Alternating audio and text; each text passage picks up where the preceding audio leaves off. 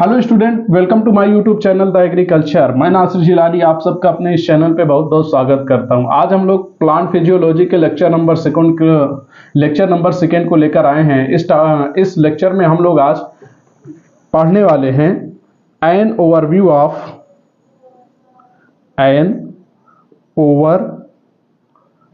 Of plant cell जो कि आप लोगों के सिलेबस में दे रखा है। थोड़ी देर इसी पर चर्चा करते हैं।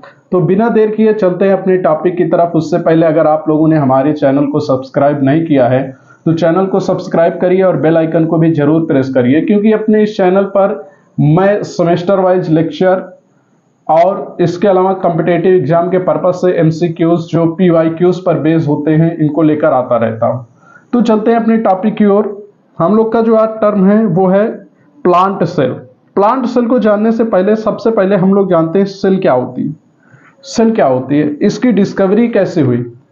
सेल कोई भी लिविंग ऑर्गेनिज्म हो, कोई भी जीवित जीव हो, उसका जो बॉडी का फॉर्मेशन होता है, उसका जो उसके शरीर की संरचना है, ये सेल से होती है। जैसे बहुत सारे सेल मिल करके एक टिश्यू का फॉर्मेशन करते हैं, एक ऊतक का निर्माण करते हैं।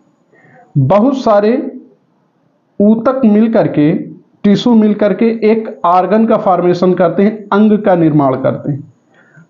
कई अंग मिलकर एक अंग तंत्र को बनाते हैं जिसको ऑर्गन सिस्टम कहा जाता है, ऑर्गन सिस्टम। और कई ऑर्गन सिस्टम मिल करके कंप्लीट एक बॉडी को बनाते हैं, एक शरीर का फॉर्मेशन करते हैं। जैसे हम लोगों का ये शरीर है, इस शरीर में अलग अलग ऑर्गन सिस्टम हैं। जैसे हमारे अंदर डाइजेस्टिव सिस्टम है, पाचन तंत्र है। हमारे अंदर रिस्पायरेटरी सिस्टम है, श्वसन तंत्र है। हमारे अंदर सर्कुलेटरी सिस्टम है, परिसंचरण तंत्र है। हमारे अंदर नर्वस सिस्टम है, तंत्रिका तंत्र है। इसी तरह से कई तंत्र मिलकर एक कंप्लीट बॉडी बनाते हैं। अब अगर उन तंत्रों में बात की जाए तो कई ऑर्गन होते हैं। जैसे हम बात करें डाइजेस्टिव सिस्टम की, तो डाइजेस्टिव सिस्टम में आपका माउथ एक ऑर्गन है, आपकी टंग, आपकी जीभ एक ऑर्गन है, आपकी ये ग्रसनी आइसोफेगस ये एक ऑर्गन है, आपका स्टोमक आमाशय एक ऑर्गन है, आपके लार्ज इंस्टेंटाइन, स्मॉल इंस्टेंटाइन, छोटी आंत, बड़ी आंत, ये सब क्या है, एक ऑर्गन है। ये ऑर्गन मिल करके कंप्लीट एक ऑर्गन सिस्टम बनाते हैं। इसी तरह से अगर हम रेस्पायरेटरी सिस्टम की बात करें, श्वसन तंत्र की बात करें, तो हमारी नोजल कैविटी एक ऑर्गन है, हमारे लंग्स एक ऑर्गन है, और ये सब मिल करके क्या बनाते हैं, एक रेस्पायरेटरी सिस्टम बनाते हैं। और कई सिस्टम मिल करके एक बॉडी बनाते हैं। तो अगर आप बॉडी को डिवाइड करने लगोगे तो सबसे पहले बॉडी में जो डिवीजन होगा वो होगा ऑर्गन सिस्टम का। सबसे पहले हमारी बॉडी किस में टूट जाएगी, ऑर्गन सिस्टम में टूट जाएगी। अब ऑर्गन सिस्टम का डिवीजन करोगे तो ऑर्गन में टूट जाएगी। ऑर्गन जो है ये टिश्यू में टूट जाएंगे, और टिश्यू जो है ये फर्दर सेल में टूट जाएंगे। तो सबसे लास्ट यूनिट हमारे पास, सबसे प्राइमरी यूनिट हमारे पास क्या है, सेल। सेल ने ही टिश्यू का फॉर्मेशन किया, टिश्यू ने ऑर्गन का फॉर्मेशन किया, ऑर्गन ने ऑर्गन सिस्टम का फॉर्मेशन किया, और ऑर्गन सिस्टम एक कंप्लीट बॉडी का फॉर्मेशन करता है। तो सबसे बेसिक यूनिट जो हमारे पास है वो क्या है, सेल। तो हम ये कह सकते हैं कि cell is a basic structural and functional unit of life. जो सेल होती है ये हमारे जीवन की संरचनात्मक और क्रियात्मक इकाई होती है। अब हम बात करें सेल की डिस्कवरी की, तो सेल की डिस्कवरी का जो क्रेडिट जाता है वो जाता है रॉबर्ट हुक को। रॉबर्ट हुक ने 1665 में इन्होंने सेल की डिस्कवरी की थी, सेल की खोज की थी। इसके लिए इन्होंने कार्क टिश्यू का प्रयोग किया था। ये कार्क टिश्यू क्या होते हैं? जैसे आप लोगों ने प्लांट के ऊपर देखा होगा कि सूखी छाल ऐसे चिपकी रहती है, वही क्या था, इसका कार्क टिश्यू था। कार्क टिश्यू में ही रॉबर्ट हुक ने सबसे पहले 1665 में कोशिका की खोज की थी। अब रॉबर्ट हुक ने जो सेल की खोज की थी वो बेसिकली थे डेड सेल। कार्क टिश्यू मैंने बताया कि क्या होते हैं। कार्क टिश्यू वो होते हैं जो आपके पौधे पर सूखी छाल देखते हो, तो सूखी छाल क्या होती है? डेड सेल होती है। तो रॉबर्ट हुक ने सेल की तो खोज की, लेकिन वो बेसिकली डेड सेल थे। और जो लिविंग सेल की खोज की उसे एंटोन वॉन ल्यूवेनहॉक ने की। एंटोन वॉन ल्यूवेनहॉक ने की थी लिविंग सेल की खोज। तो लिविंग, जब क्वेश्चन पूछा लिविंग सेल की खोज किसने की थी, तो एंटोन वॉन ल्यूवेनहॉक। अगर डेड सेल, अगर पूछा जाए, सिर्फ सेल पूछा जाए कि सेल की डिस्कवरी किसने की थी, तो आपके वो होंगे रॉबर्ट हुक। रॉबर्ट हुक आपका राइट आंसर होगा। अब आपको मैंने जो कुछ बताया इससे आप लोगों ने ये अंदाजा लगा लिया होगा कि सेल क्या होती है। अब अगर आपका जो मैं लेकर आया हूं कंटेंट, इसमें बात करूं तो देखिए इसमें क्या दिया है।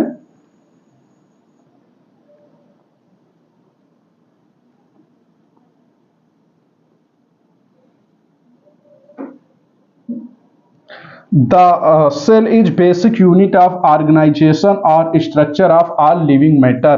It was first discovered by Robert Hooke in 1665 cork tissue. ठीक, ये कह रहा है कि कार्क टिश्यू में खोजा गया था। अब हम नेक्स्ट बात करते हैं सेल थ्योरी की। किसकी बात करते हैं? Cell theory. सेल थ्योरी क्या होती है? सेल थ्योरी ये एक थ्योरी है। दो वैज्ञानिक थे, एक थे स्लीडन और एक थे स्वान। एक वैज्ञानिक का नाम था स्लीडन और एक का नाम था स्वान। ये स्लीडन और स्वान ने सेल थ्योरी को फॉर्मुलेट किया इंडिपेंडेंटली। कोई साथ में नहीं थे, एक साथ वर्क नहीं किया था, एक साथ रिसर्च नहीं की थी।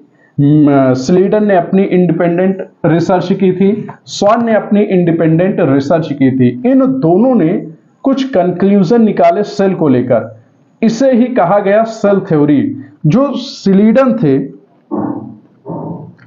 और स्वान थे, स्लीडन और स्वान, स्लीडन और स्वान जो थे उन्होंने कुछ कंक्लूजन निकाले सेल पर रिसर्च करने के बाद। बेसिकली स्लीडन जो थे इन्होंने प्लांट सेल पर रिसर्च किया था और स्वान ने जो रिसर्च किया था वो एनिमल सेल पर किया था, लेकिन दोनों के रिजल्ट सिमिलर थे।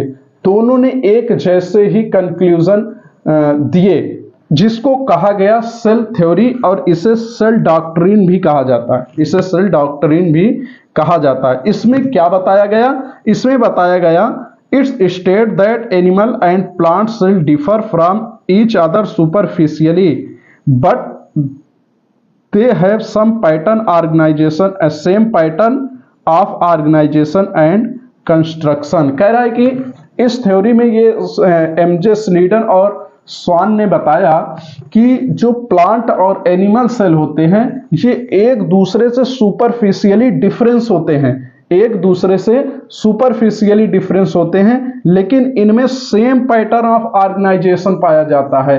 इनमें ऑर्गेनाइजेशन का सेम पैटर्न पाया जाता है, यानी प्लांट और एनिमल दोनों के दोनों सेल से बने होते हैं, दोनों के ही दोनों सेल से बने होते हैं। It further state that bodies of both plant and animal cell composed cell that each cell can not only act independently but also function as integrated part of complete organism।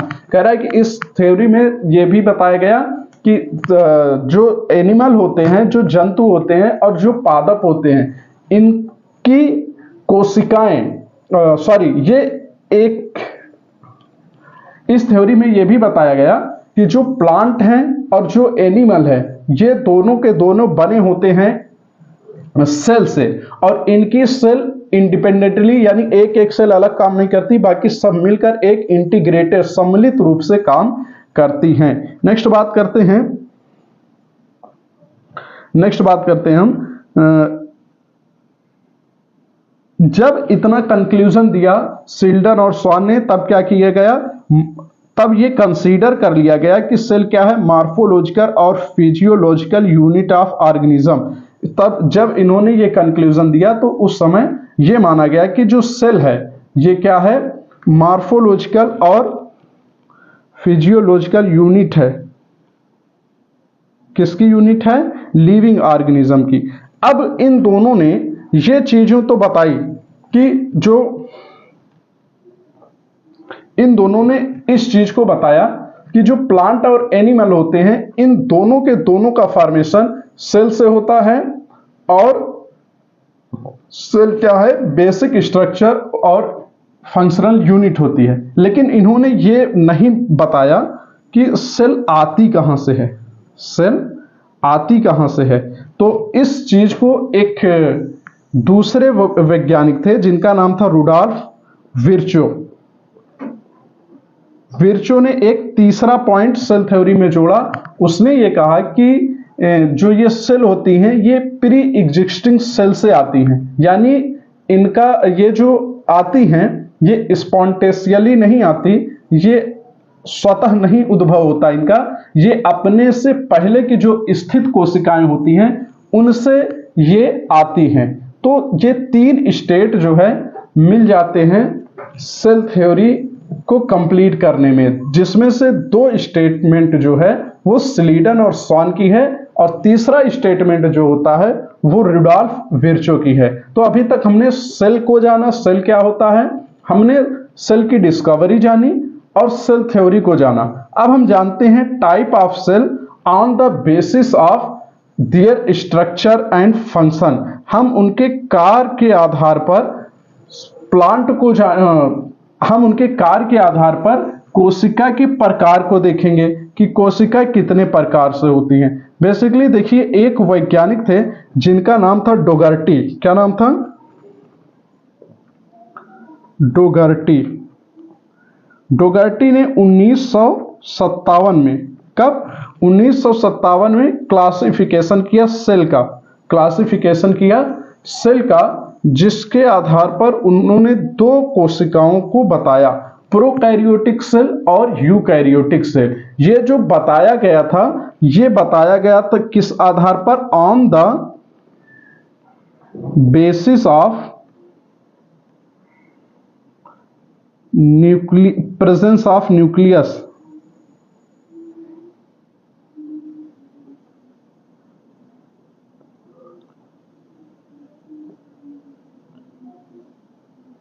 Nucleus की उपस्थिति और अनुपस्थिति के आधार पर, presence और absence के base पर cell का दो भाग में डिवीजन किया गया।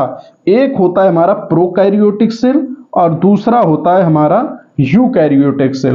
प्रोकैरियोटिक सेल क्या होती हैं, ये यूनिसेलुलर होती हैं, और इनमें जो मेन डिफरेंस होता है प्रोकैरियोटिक सेल और यूकैरियोटिक सेल में, वो ये है कि प्रोकैरियोटिक सेल में न्यूक्लियस नहीं प्रेजेंस होते, उसमें केंद्रक नहीं उपस्थित होते, और जो यूकैरियोटिक सेल हैं उनमें वेल डेवलप न्यूक्लियस प्रेजेंट होते हैं, पूर्ण रूप से विकसित न्यूक्लियस उपस्थित होते हैं। अब हम बात करते हैं इनमें कुछ डिफरेंस की, और डिफरेंस की।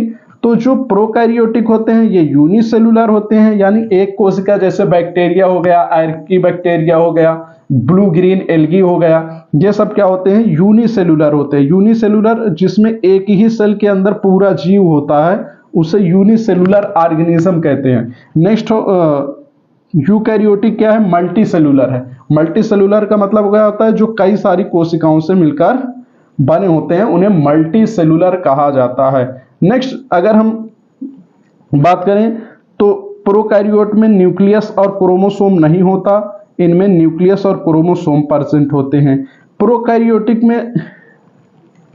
प्रोकैरियोटिक में जो डीएनए होता है वो सर्कुलर होता है और साइटोप्लाज्म में फ्रीली होता है, यानी इंडिपेंडेंट रूप से वो घूमता रहता है, फ्रीली मूव करता है। लेकिन अगर हम यूकैरियोटिक की बात करें तो इसमें डीएनए जो होता है वो लीनियर होता है, लीनियर यानी रैखिक होता है, और प्रोकैरियोट में कैसा होता है, सर्कुलर होता है। इस तरह से प्रोकैरियोट में डीएनए कैसा होता है, सर्कुलर होता है, और यूकैरियोट में कैसा होता है, लीनियर होता है।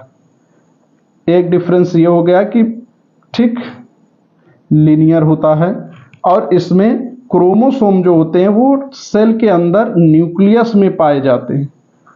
ठीक, ये एक डिफरेंस हो गया। अब नेक्स्ट है कि इसमें जो सेल डिवीजन होती है वो माइटोसिस के द्वारा होती है। इसमें जो सेल डिवीजन होती है वो माइटोसिस के द्वारा होती है। इसमें सेल डिवीजन के लिए माइटोसिस और मियोसिस की प्रोसेस होती है। इसमें हिस्टोन प्रोटीन एब्सेंट होते हैं, इसमें हिस्टोन प्रोटीन प्रेजेंट होते हैं। ठीक, इसी तरह से बहुत सारे डिफरेंस हैं, लेकिन मेन जो डिफरेंस है वो क्या होता है कि इनमें न्यूक्लियस नहीं पाए जाते और इनमें न्यूक्लियस पाए जाते हैं, और इनमें सेल ऑर्गेनील पाए जाते हैं। कोशिकांग, कोशिकांग क्या होता है, आपकी सेल है, सेल के अंदर साइटोप्लाज्म में बहुत सारी संरचनाएं होती हैं, जैसे माइटोकॉन्ड्रिया हो गया, क्लोरोप्लास्ट हो गया, गोल्जी अपरेटस हो गया, एंडोप्लाज्मिक रेटिकुलम हो गया। ये सारे सेल ऑर्गेनील पाए जाते हैं, लेकिन प्रोकैरियोट में सेल ऑर्गेनील नहीं पाए जाते। कुछ ही सेल ऑर्गेनील पाए जाते हैं, वो भी मेम्ब्रेन बाउंड नहीं होते, और इसमें जो सेल ऑर्गेनील पाए जाते हैं वो मेम्ब्रेन बाउंड होते हैं, यानी कि उनके ऊपर झिल्ली चढ़ी होती है। नेक्स्ट बात करते हैं, अब हम बात करते हैं, देखिए ये प्रोकैरियोट और यूकैरियोट है, ये सिंगल सेलुलर होते हैं, एक ही सेल के अंदर। इनमें ये प्रोकैरियोट यूकैरियोट है और ये प्रोकैरियोट है। इसमें देख लो काफ़ी सारे डिफरेंस होते हैं। इसमें देखिए ये डीएनए है, फ्रीली साइटोप्लाज्म में है, और इसमें मीसोसोम है, राइबोसोम है, और कोई सेल ऑर्गेनील प्रेजेंट नहीं है। वहीं पर ये जो आपकी यूकैरियोटिक सेल है, इसमें देखिए इसमें बहुत सारे सेल ऑर्गेनील, जैसे ये माइटोकॉन्ड्रिया है, ये गोल्जी बॉडी है, ये यहाँ पर एंडोप्लाज्मिक रेटिकुलम है, ये न्यूक्लियस है। इस तरह से इसमें बहुत सारे सेल ऑर्गेनील पाए जाते हैं। अब हम नेक्स्ट बात करते हैं plant cell and animal cell. Plant cell और एनिमल सेल, प्लांट भी सेल से बने होते हैं, एनिमल भी सेल से बने होते हैं, लेकिन इसमें कुछ डिफरेंस होता है। जैसे प्लांट सेल में सेल वॉल पाई जाती है। क्या पाई जाती है, सेल वॉल, यानी सेल के चारों तरफ एक रिजिड, टफ, डेड लेयर होती है जो प्लांट सेल को प्रोटेक्ट करती है। प्लांट सेल को क्या करती है, प्रोटेक्ट करती है। इसके अलावा इसमें सेंट्रल वैक्यूल होता है। इसके अलावा इसमें क्लोरोप्लास्ट होता है, प्लास्टिड जिसको बोलते हैं। इसके अंदर कई प्लास्ट आते हैं, ओवरऑल प्लास्टिड। क्लोरोप्लास्ट होता है जो फोटोसिंथेसिस के लिए रिस्पॉन्सिबल होता है। एनिमल में फोटोसिंथेसिस होता नहीं, तो इसमें क्लोरोप्लास्ट भी नहीं होते, इसके साथ सेल वॉल भी नहीं होते, इसमें सेंट्रल वैक्यूल भी प्रेजेंट नहीं होते। देखिए जैसे प्लांट सेल में प्रेजेंट है, एनिमल सेल में ऐसा कोई वैक्यूल प्रेजेंट नहीं होता। तो आज की वीडियो में हमने जाना कि सेल की डेफिनेशन, सेल की डिस्कवरी, टाइप ऑफ सेल, और एनिमल सेल और प्लांट सेल में क्या डिफरेंस है। अब इसके अलावा सेल के बहुत सारे ऑर्गेनील होते हैं, जैसे माइटोकॉन्ड्रिया हो गया, जैसे प्लास्टिड हो गया, जैसे गोल्जी बॉडी हो गया, जैसे एंडोप्लाज्मिक रेटिकुलम हो गया, जैसे न्यूक्लियस, एक अलग स्ट्रक्चर होता है सेल के अंदर, न्यूक्लियस हो गया। अब हम अगले लेक्चर में एक एक सेल ऑर्गेनील को डिटेल से जानेंगे। तो आज के वीडियो में इतना ही, मिलते हैं अगले वीडियो में, तब तक के लिए धन्यवाद।